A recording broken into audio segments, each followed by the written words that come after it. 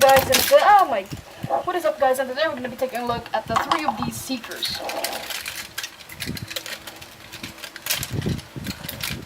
3 seekers.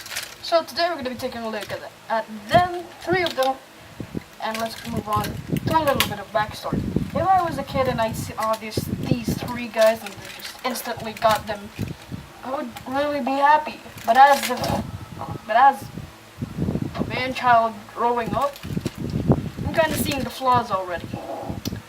I mean, they're not bad. They only have slightest of the problems, but they're still problematic. So why don't we just go ahead and go with the review? All right, let's start. I have 3 of them out of my hands, out of my greasy, unwashed hands. Just kidding. I always wash my hands before doing stuff.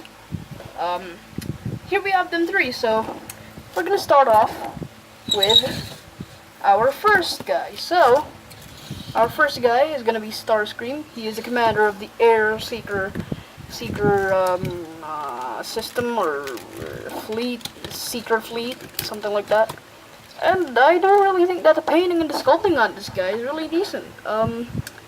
There are some molded in details here and there, but less paint. I do wish that there were a little bit more color separation, especially at the gray parts. They're just a lot. It's just barely. It's just literally a sea of gray parts just flowing around through this guy. I prefer the other 2, like Skywarp and Thundercracker. Thundercracker literally has the better details, but I think Skywarp wins it since the colors is just really nice. He does have the G1, aesthetics, like the blocky thighs, the blocky, every part of his body is pretty much blocky. But this is a Combiner Wars figure, and I do have their boxes. They're all the way up the storage room. I don't have this guy's box since I did get this guy from a friend of mine named Drift Knight. I did mention him at my Ratchet review, which links in the description, right there, right at the palm of my hands. Links in the description, right? And this guy here, not too shabby. I do like how this is like all transformed up, but once you really look at the other side, the real cockpit, it's really just that. But anyways, let's move on to the other guy, Skywarp. And Skywarp here is pretty much my favorite out of all of these guys.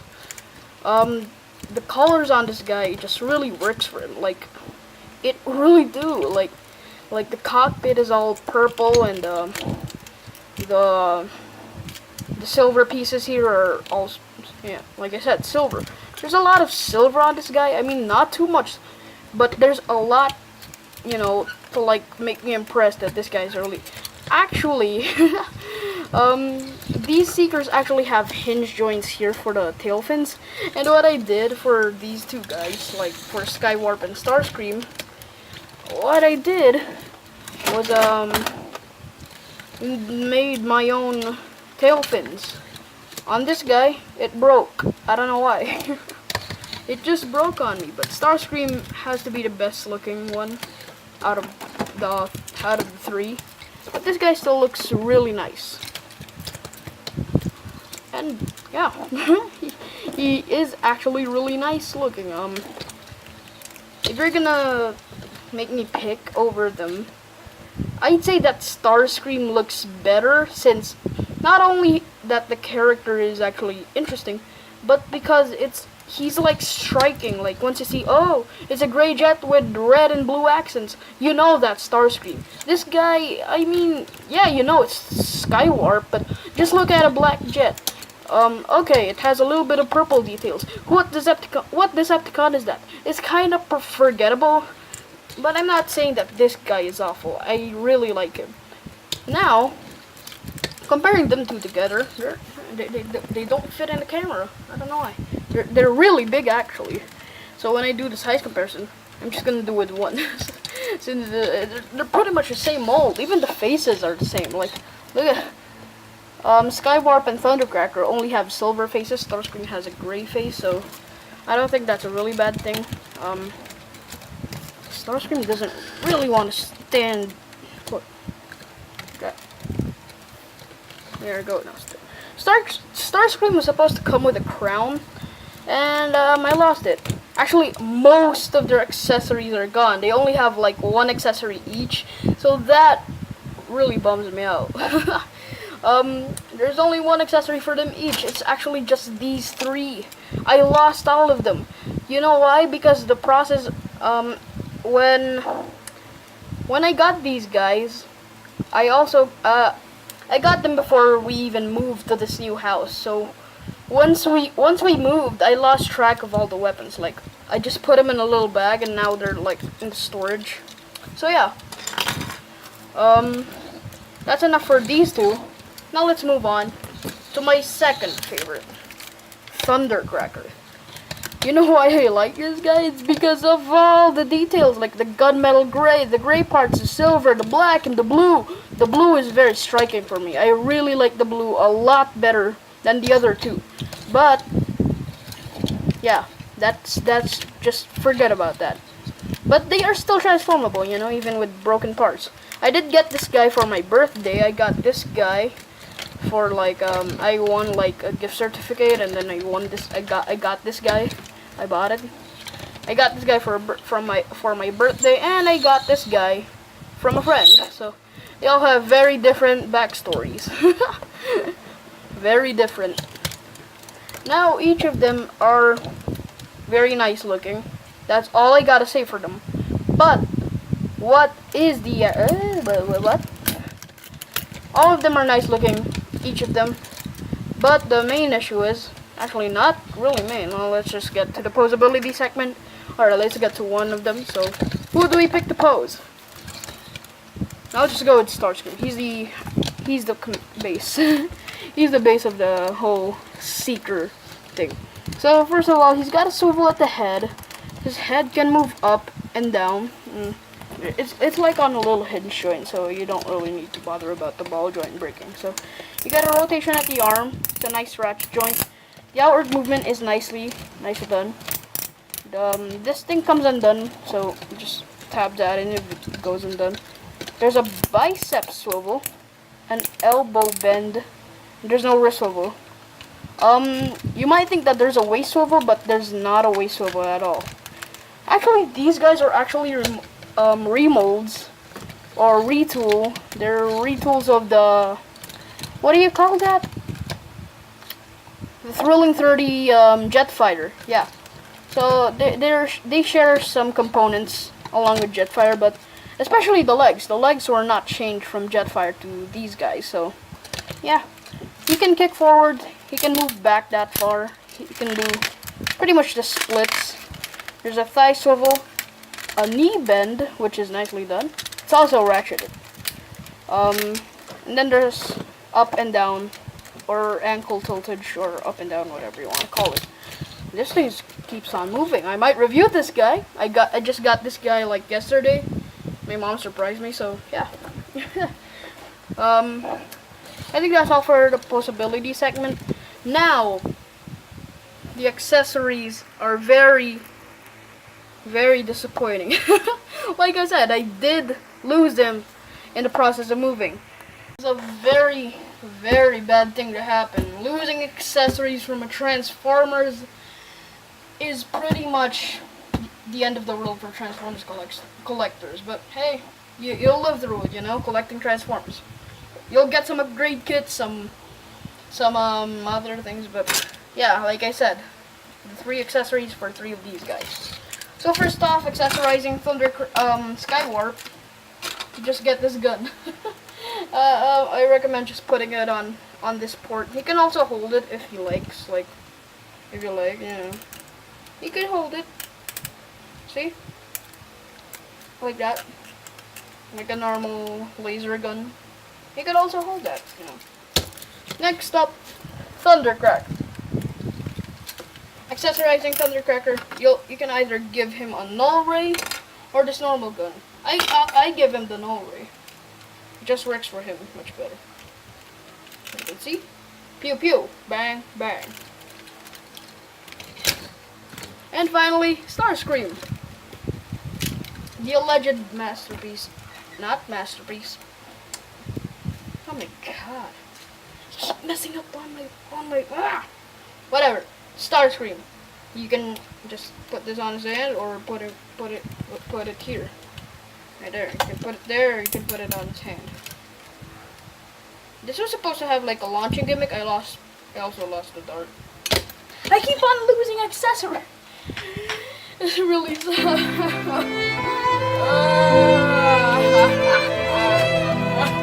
It's really sad. God.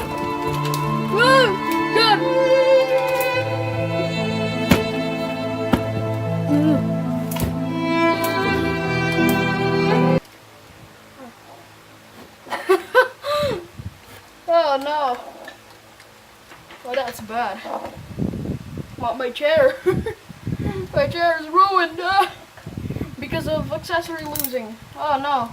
Even Starscream was broken after that incident.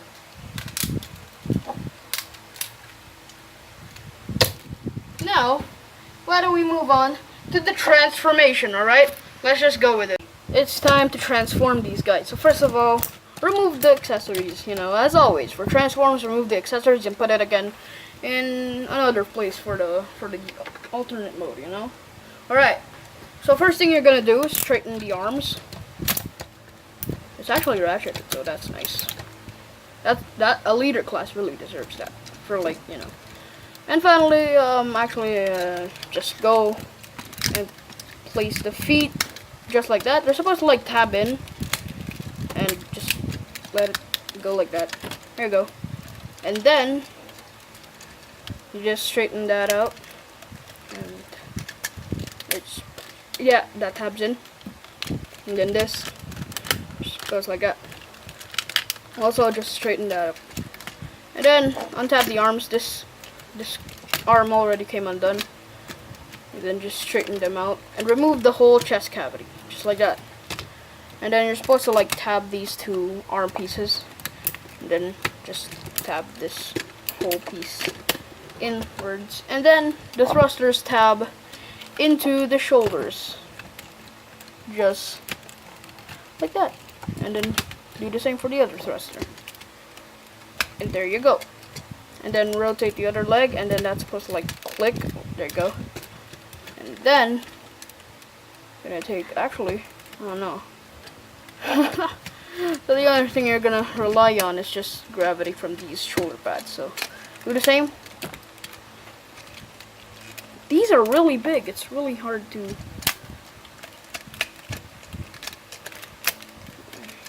There you go.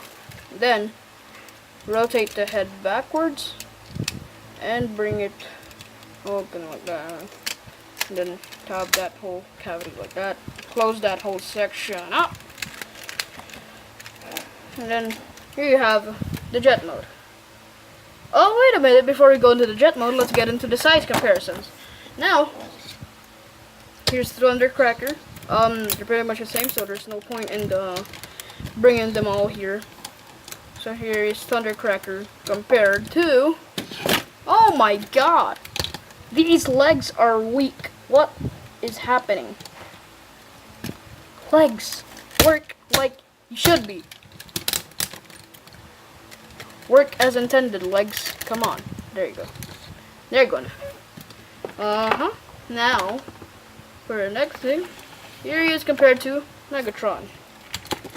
With papers. Because what is a Megatron without a paper? Or something, I don't know, electric bills. But here's Megatron compared to Thundercracker. Gotta say, they look great.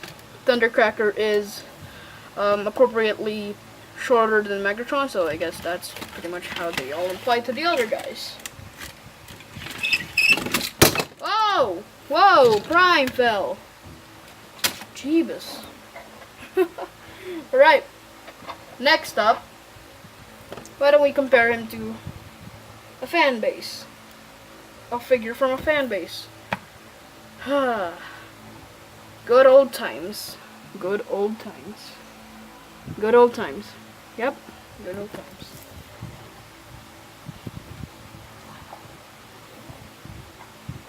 So yeah. Now that I've got Starscream in jet mode, let me just transform 3 of them, and we'll get them into their jet modes. Let's get started. Alright, let's go. Here we have these 3 pieces of very expensive pieces of plastic, and they look really cool together as jet modes. As you can see, there's Thundercracker.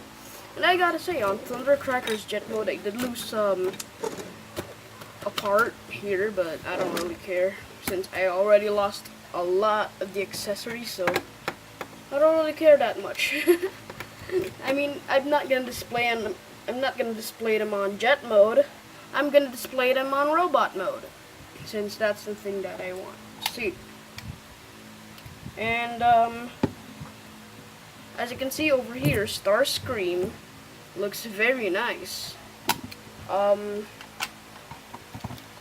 The red is very 80s. I gotta say, the red looks really good. It's like shining on the camera. Kind of looks like ketchup.